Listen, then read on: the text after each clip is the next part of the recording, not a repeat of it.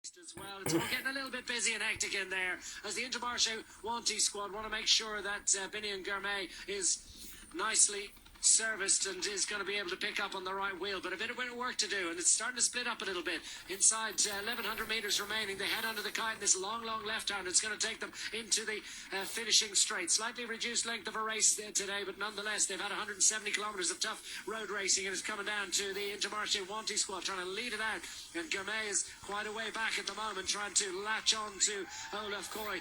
It is his bid for glory, but it's the Red Bull Bora Hansgrohe squad looking in prime position. So too is Alexander Kristoff. Milan's going to be launched as well, and he's got a really handy situation here, as indeed as Jasper Philipsen a little bit blocked out. Koy trying to time his run to perfection. Kristoff is going to be swamped here, but Gourmet tries to move up, and it's Koy that's going to the line from here. And Olaf Koy for the Visma Lease bike. Now, is anyone going to be able to get on terms to go to the line? And it is glory for the Visma Lease bike squad as Olaf Koy takes his first victory in Germany, and it is another extraordinary success for one of the most prolific sprinters of the year. And what about that? One of the fastest average speeds we've seen in this race. Absolutely stunning stuff, and a wonderful timed effort from Olaf Koy as he goes to the line and takes the victory for the Visma Lease bike squad. Just a second ever victory for the Netherlands in the history of this event. And you've got to go all the way back to 1998 for the last one.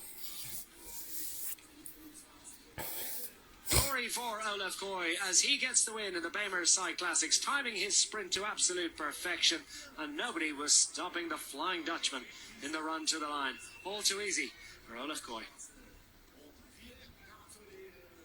Well, it looked like a pretty strong situation for the Red Bull Bora Hansgrohe squad as Danny van Poppel dropped off Jordi Meus in the final moments. Similarly, looking good as Simone Consoni just dropping off Jonathan Milan, but coming like an absolute rocket without the facility of other lead-out riders. Olaf Koy timing his run to perfection. Bini and Gourmet, after his glory in France, not able to get on terms. Meus has spent force. Jonathan Milan was the one travelling forward in the latter stages, but by then the work had been done, and Olaf Koy not going to be prevented from taking another win this year.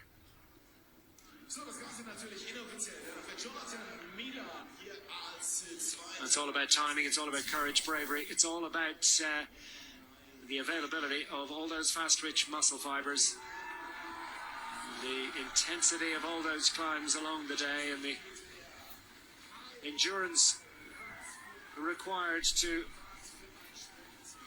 get through it.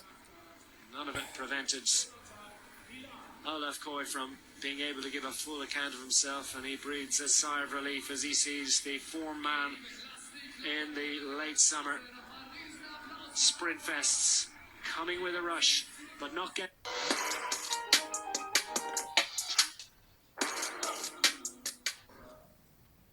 taking the victory in the Bini Cycling Classics. Olaf Koy getting up to the to get the victory ahead of Jonathan Milan, Gourmet, Meus, Kristoff, Zingler, Philipsen, Turnison, Trenton Oldani. It's a who's who of sprint talent, but it's Olaf Koy that prevails to take the win in Hamburg at the end of the Bini Cycling Classics.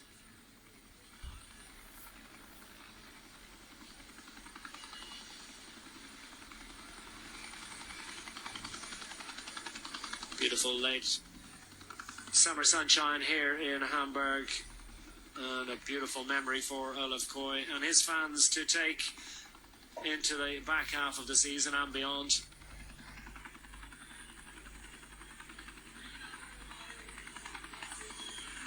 22-year-old Flying Dutchman